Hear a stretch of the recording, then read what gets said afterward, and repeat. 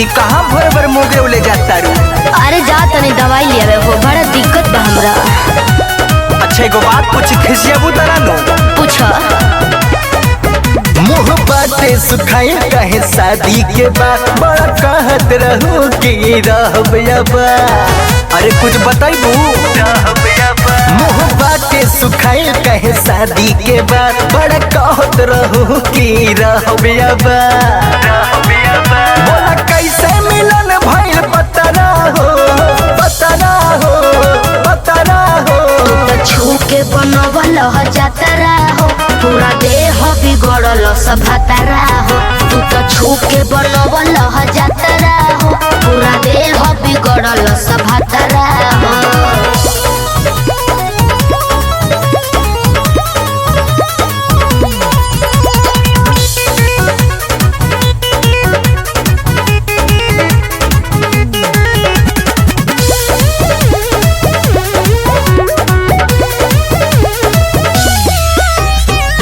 रात भर बोतल रहे कि दिया जहरे, रोवले पे तो तारतिया मोरद न रहम करे।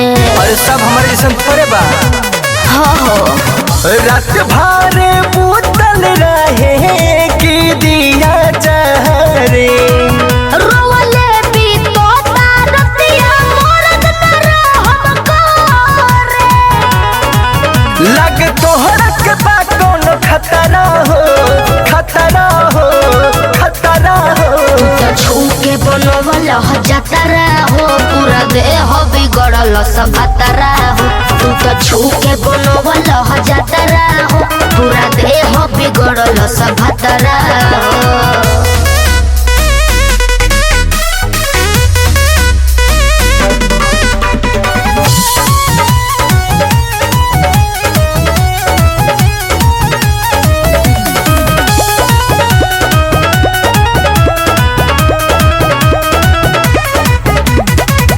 लागता नील गई मारद बेलूरा, का कोही माही स्वर्ग मऊहे करे पूरा। अरे हम पूरा कर दें का ना लागता नील गई मारद बेलूरा, का कोही माही स्वर्ग मऊहे करे पूरा। तनी तू कैल कर अतना हो, अतना हो। अरे छोड़ो ना, तू तो छू के बनवल जातरा हो, पूरा देह बिगड़ल सब हतरा हो। तू तो छू के बनवल जातरा हो, पूरा देह बिगड़ल सब हतरा हो।